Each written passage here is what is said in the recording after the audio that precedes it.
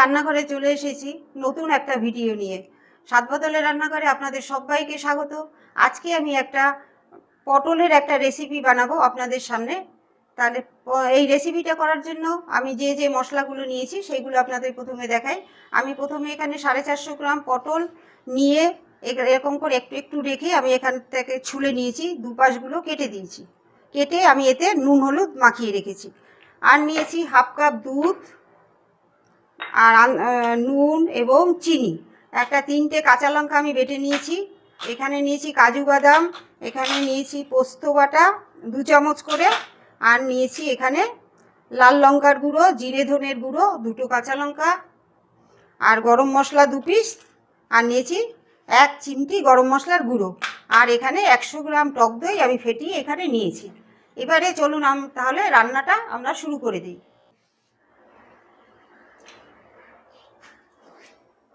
আমি এখানে 4-5 চামচ সর্ষের তেল দিয়েছি। সমস্ত রান্নাটাই কিন্তু আমি সর্ষের তেলে করব, তবে আপনারা ইচ্ছে করলে যে কোনো রান্নার তেল দিয়েই এটা করতে পারেন। প্রথমে আমি এই পটলগুলোকে একটু ভেজে নেব। এবার তেলটা একটু গরম হওয়ার জন্য আর একটুখানি সময় দিতে হবে। তেলটা গরম হয়ে গেছে, এবারে আমি পটলগুলো এক এক করে দিয়ে দিচ্ছি। পটলগুলো একটুখানি হালকা করে ভেজে নেব, 80% ভেজে নেব।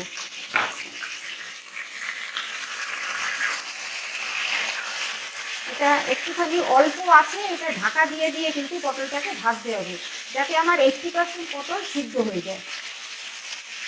আর বেশি দাগ কিংবা পোড়া পোড়া করবো না পটলগুলোকে।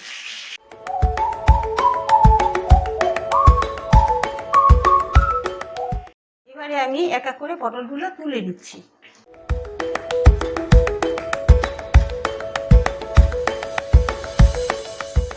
এই তেলের ভেতরে এবারে আমি এই গরম মশলা 2 টুকরো ফোড়ন দিয়ে দিচ্ছি, 2টো এলাচ এবং 3 টুকরো দারচিনি। আজ আমি এই যে রেসিপিটা করব, এটার নাম কিন্তু পটলের কোরমা। আমরা অনেকভাবেই পটল খেয়েছি, এইটা একবার আপনারা খেয়ে দেখবেন, আশা করি আপনাদের ভালো লাগবে। এবার আমি এক এক করে এই সমস্ত মশলাগুলো দিয়ে দিচ্ছি। কাজু বাদাম দিয়ে দিলাম 2 চামচ,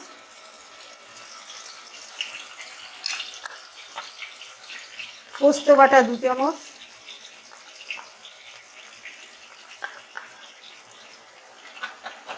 এখানে 3টে কাঁচা লঙ্কা বেটে নিয়েছি। এই তরকারিটা কিন্তু বেশি ঝালও হবে না, আবার একদম একটু মিষ্টি মিষ্টি স্বাদ হলে বেশি খেতে ভালো হয়।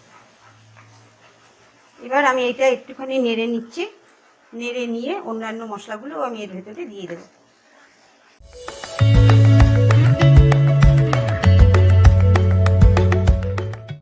এবার আমি এটার ভেতরে দিয়ে দিচ্ছি ধনে গুঁড়ো, জিরে গুঁড়ো এবং লাল লঙ্কার গুঁড়ো 1 চামচ।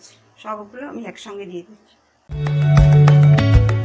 এর ভেতরে দিয়ে দিচ্ছি আমি ছোট চামচের 1 চামচ হলুদ।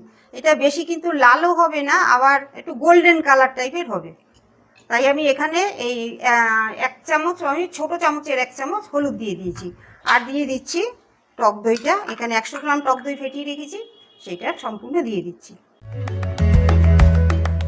এবারে দিচ্ছি এর ভেতরে স্বাদ মতো লবণ দিয়ে দিচ্ছি। পটলে লবণ মাখা ছিল, তাই সেই জন্য এখানে একটুখানি কম দেব। আর দিয়ে দিচ্ছি এখানে হাফ চামচ চিনি। একটুখানি এই রেসিপিটা একটুখানি মিষ্টি মিষ্টি ভাব হলে কিন্তু খেতে বেশি ভালো হয়, টেস্ট হয় বেশি। এবারে আমি এই সমস্ত উপকরণগুলো দিয়ে এখানে আমি অল্প আছে আমি এখানে নাড়াচাড়া করে নেব মশলা ভাজা অবধি। যতক্ষণ না ভাজা হয় এবং তেল ছাড়ে ততক্ষণ আমি এখানে নাড়াচাড়া করে নেব। হয়ে গেছে, মশলাটা ভাজা হয়ে গেছে, এই দেখুন তেল বেরিয়ে গেছে, তার মানে এবারে বোঝা যাচ্ছে যে আমার মশলাটা হয়ে গেছে। এবার আমি এর ভেতরে সমস্ত পটলগুলো দিয়ে আরেকটু সময় নাড়াচাড়া করে আমি এর ভেতরে হাফ কাপ দুধ দিয়ে দেব। এবার আমি পটলটা দিয়ে দিচ্ছি।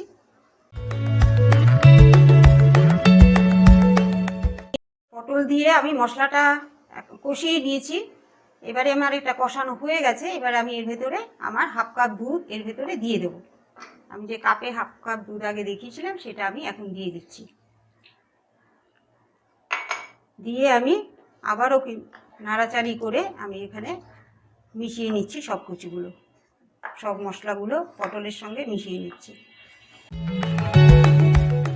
এরপর আমি এর ভেতরে হাফ চামচ গোলাপ জল দেব, দিয়ে দিচ্ছি হাফ চামচ গোলাপ জল। এবারে আমি এইটা ঢাকা দিয়ে দেব 5 মিনিটের জন্য।